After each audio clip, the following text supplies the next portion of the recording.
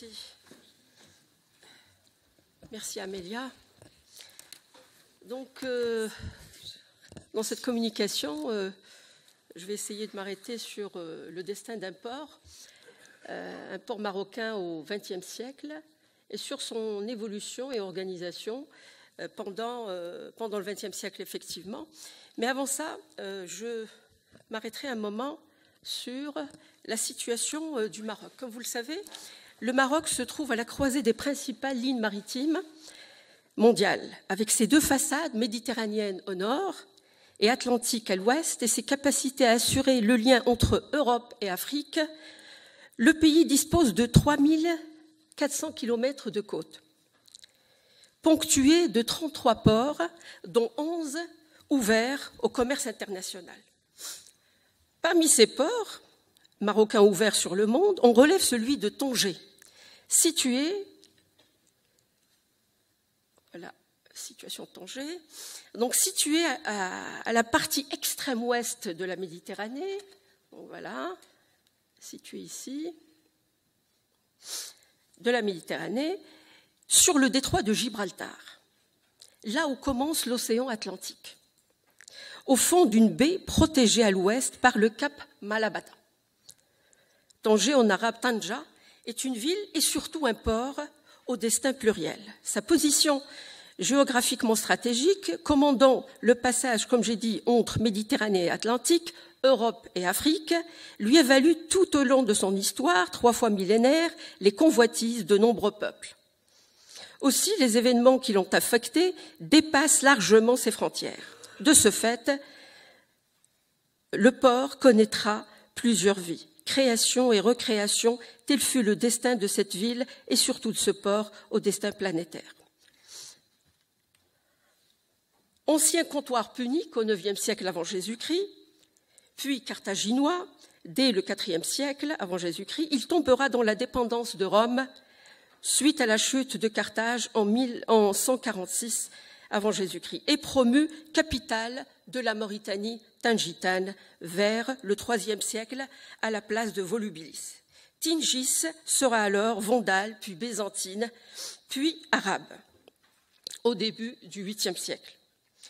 C'est à partir de cette ville que les musulmans réaliseront leur expansion en Andalousie à partir de 711 après Jésus-Christ, sous le commandement de Tariq ibn Ziyad, qui était capable de transporter 12 000 hommes à travers ce détroit de Gibraltar.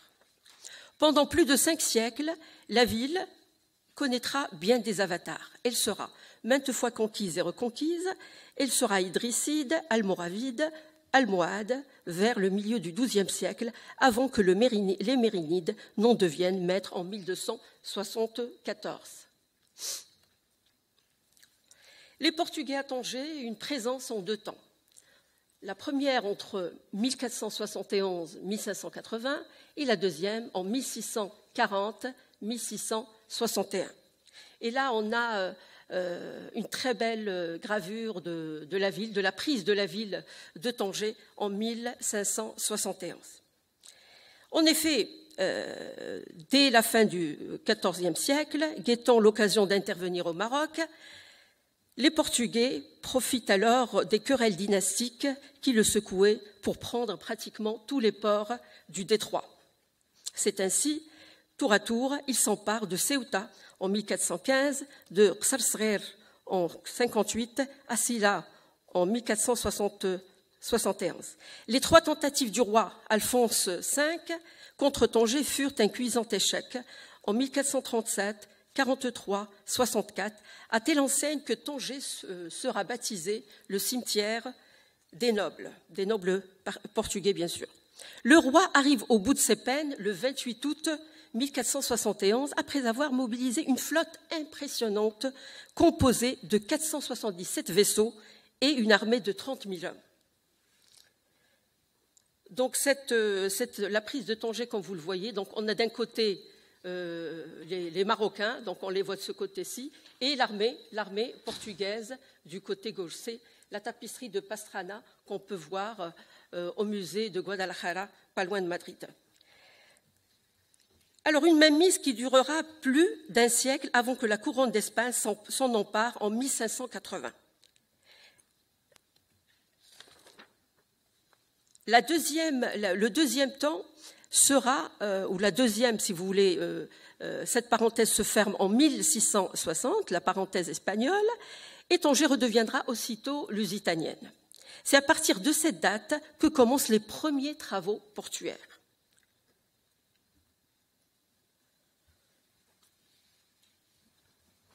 Il consiste en une jetée coiffée d'un musoir et armée d'une batterie pour assurer la fortification de la ville. On envisage aussi la construction d'un mole avec digues et magasins, mais c'est un projet qui ne sera réalisé que plus tard par les Anglais. Mais la situation s'est complètement modifiée en 1666. La ville de Tanger devient une possession anglaise. Elle a été comprise dans la dot de Catherine, de l'infante Catherine de Portugal, qui épousait le roi Charles II d'Angleterre. Vu sa position stratégique, la ville allait constituer non seulement un port d'escale excellemment situé sur le détroit, mais aussi une forte place de choix pour les Anglais contre les audaces croissantes et redoutables des corsaires barbaresques. Les Anglais à Tanger et la création du port entre 1662 et 1684, la date de l'évacuation du port. Alors, dès l'installation des Anglais à Tanger, donc, ils commencent évidemment à réfléchir à la construction du port et des fortifications par la suite. Donc, le projet en question consiste, comme on le voit ici, en un magnifique mole de 434 mètres de long et 30,5 mètres de large. Un travail, disent les sources, d'une grande d'ingénierie portuaire qui sera mondialement remarquée au XVIIe siècle. Les premiers travaux étaient sous le commandement du sir Hugues Cholmeley. Les travaux commencent en août 1663, c'est-à-dire une année après l'installation des Anglais sur place. Et donc, ils utilisent les enrochements émanant des carrières situées à l'ouest de la ville, alimentant ainsi le chantier ils sont d'abord convoyés par voie maritime avant qu'ils ne soient convoyés par voie terrestre. Alors, la même année, le gouverneur fait venir des ingénieurs de Gênes à Tanger pour partager avec eux leur savoir-faire en matière technique utilisée au port de Gênes et qui reposait sur le procédé des caissons. Le 14 janvier 1673, la longueur du môle atteint 400 mètres. Au cours de cette année, plusieurs navires mouillent au port de Tanger, notamment, donc on a l'avantage d'avoir un peintre anglais qui a peint Tanger pendant cette période, c'est le peintre Hollard, donc il y a de très très belles gravures qui peignent évidemment, qui représentent la ville et le port, et le môle des Anglais. Alors parmi ces navires, il y a le Mary Rose et le Cambridge, donc voilà d'autres. Voilà, le Mary Rose au port de Tanger en 1673. Néanmoins, la conduite, si vous voulez, des travaux va connaître plusieurs problèmes, notamment en 1677, mais après les travaux bon train, on enregistre la même année, la longueur du môle atteindra 419 mètres. La défense de l'ouvrage est également assurée par un grand nombre de canons qui paraît d'ailleurs été tenu chauffé tout le temps vu l'intensification de l'élan de résistance marocaine. Et c'est la raison pour laquelle que les Anglais vont décider d'évacuer le port de Tanger en 1684. Donc la décision elle est prise en 83 et le môle sera rasé et les vagues le traversent librement. L'abattage aura duré 209 jours. Et il a nécessité 1 million, le travail d'1 millier d'hommes et 1500 barils de poudre. Alors, après évidemment la destruction de ce port, Tanger redevient ce qu'il était auparavant, une simple rade ouverte au vent et au courant du détroit. De nouveau, les passagers et les marchandises sont appelés à rejoindre le rivage dans des barcasses. Voilà, on retrouve ici le port de Tanger après la destruction du môle.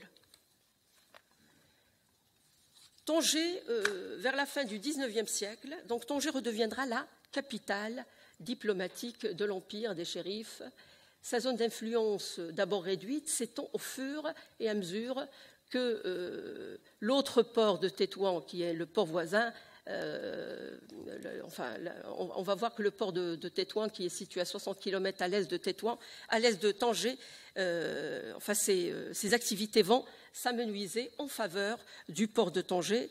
Et donc, sa zone d'influence va atteindre bientôt Sebou, la rivière de Sebou, située à 200 km au sud de la ville, Fès et par elle le Maroc central et méridional.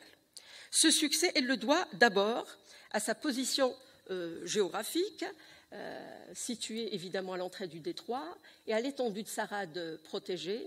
De la pointe de Tanger à la pointe Malabata, c'est 8 km qui constitue l'étendue de la rade. Il y a aussi l'autre fait, c'est important, c'est la présence d'une colonie européenne importante et d'un corps consulaire qui s'est installé dans la ville du Détroit. On évoque également la multiplication des liaisons maritimes et postales et l'aménagement de la route reliant Tanger à Fès, en plus du trafic d'embarquement des pèlerins. En 1860, le sultan consent à la construction d'un phare, le premier du Maroc. Il sera allumé, le Cap Spartel, il sera allumé le 15 octobre 1864. Par la suite, en 1882, un wharf en bois sera construit par un Autrichien qui en obtient la concession et l'exploitation pour une quinzaine d'années. En contrepartie, évidemment, il perçoit le droit du péage. Ensuite, le débarcadère est reconstruit à l'initiative de la commission d'hygiène, cette fois-ci avec des piliers en ciment armés. Donc, on voit ici le wharf construit à la fin du XIXe siècle. Cette installation de 100 mètres de long et qui sera munie de rails apportera une grande amélioration en conditions de débarquement des passagers et des marchandises. En 1889, Tanger traite en valeur un commerce de 17 millions de francs, largement supérieur à celui de Casablanca ou de Mogador. Les principaux pays qui commerçaient avec le Maroc, c'était la France, d'abord la France, l'Angleterre, l'Espagne, il y a aussi la Belgique et l'Allemagne. Pas moins de 1750 navires toucheront annuellement le port. Alors, pour ce qui est des produits qui passaient par le port ou que Tanger importait à l'époque, donc il y avait les produits d'alimentation générale, des tissus, des tabacs, du bois, du papier. Elle exporte des bœufs, des volailles, des peaux diverses, des tissus confectionnés, des œufs. Et c'est pendant cette période qu'on va réfléchir, que de nombreux ingénieurs réfléchissent à, évidemment, lier l'Afrique à l'Europe à travers un tunnel. Donc il y a plusieurs projets qui commencent dès 1869, le projet de l'ingénieur français Vildeuil, il y a aussi les Espagnols García Faria, Carlos Ibáñez, Carlos Mendoza. Donc il y a de nombreux projets qui allaient dans le sens de rallier l'Afrique et l'Europe. Alors, les choses vont changer à partir de l'instauration du protectorat français qui va se mettre en place avec la signature du traité de Fès en 1912 pour former la zone internationale de Tanger jusqu'à 1956. Alors, ce qui est intéressant à signaler, c'est qu'en 1925, les services de contrôle de la dette ne disposaient encore que d'un modeste port. Donc ce matin, Miguel vous a parlé de la dette et des conséquences de la dette sur la perte, la perte de l'indépendance du Maroc et puis sur tous les projets portuaires qui vont concerner le pays. Donc après une série de propositions, un nouveau projet de port s'est adjugé le 27 novembre 1923. Donc là, on a le port construit par les Allemands, qui sera opérationnel jusqu'à 1925. Et donc là, le projet de 1923, dont les travaux vont commencer en janvier 25, donc le premier tronçon était de 340 mètres et qui démarre au mois de mars de la même année. Il est fini en 1926 et en 1930, le bassin à Barcasse est terminé. Donc là, on voit au fond un petit phare visible de la côte, petit phare de Tanger. 2 mois plus tard, le brise-lames atteint 1030 mètres, ce qui protège le port des houles du nord-est. Simultanément, au démarrage des travaux de construction du quai d'escale, qui sont achevés l'année suivante, le 24 juillet, le paquebot Jenny de la fameuse compagnie de navigation Paquet accoste à ce quai avec ses 2 cheminées, d'autres suivront.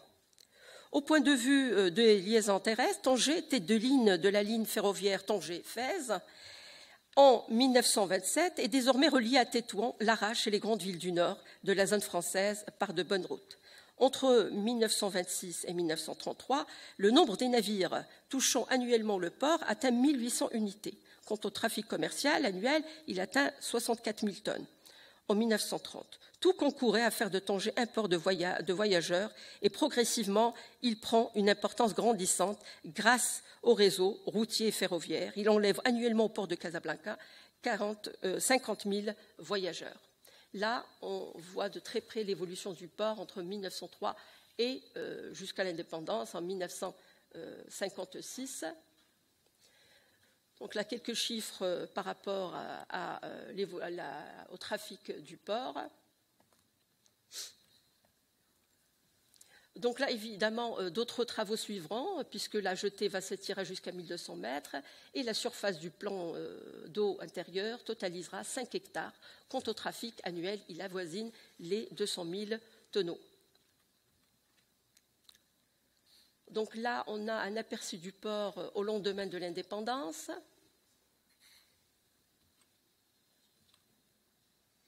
Et donc l'évolution du port continue après l'indépendance, c'est-à-dire entre 1960 et 1977.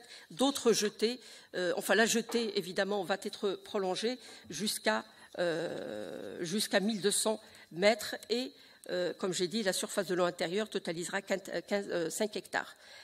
Alors la situation de Tanger, on l'a vu à l'un des premiers carrefours des routes maritimes, on fera progressivement un port d'escale et de ravitaillement important, surtout en développant sa fonction commerciale et sa zone d'influence vers l'intérieur.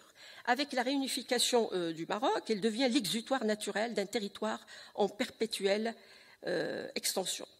Ceci dit, on remarquera que d'autres... Donc là, on a l'évolution du trafic après, entre 61 et 70. D'autres chiffres, donc là, on a une vue du port en 1973.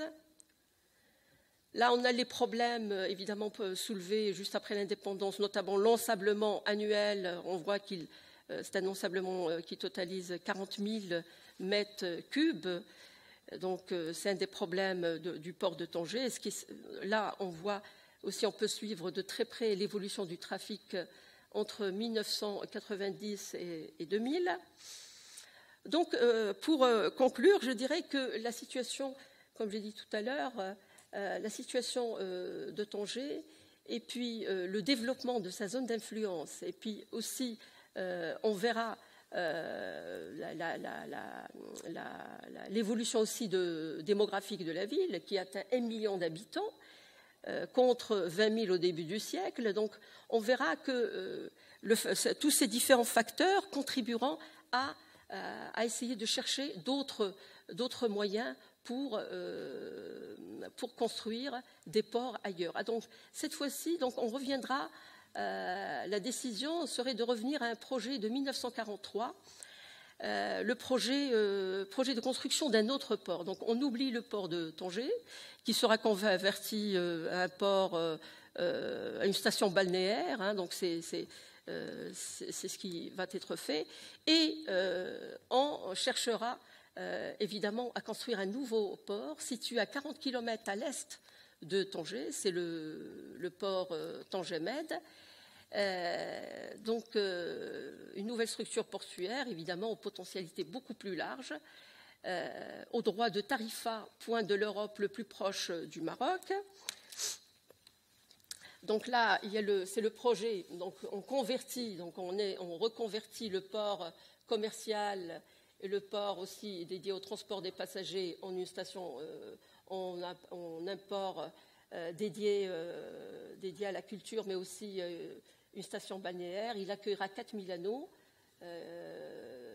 et donc plusieurs complexes touristiques, culturels, un musée, etc. Donc la reconversion est totale.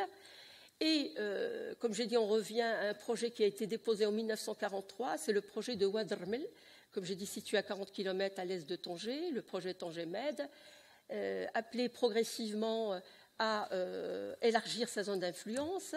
Il sera mis en service en 2007, donc bientôt 10 ans, pour gérer la navigation commerciale, mais aussi et surtout le transport des passagers, qui atteint 3 millions de personnes chaque année.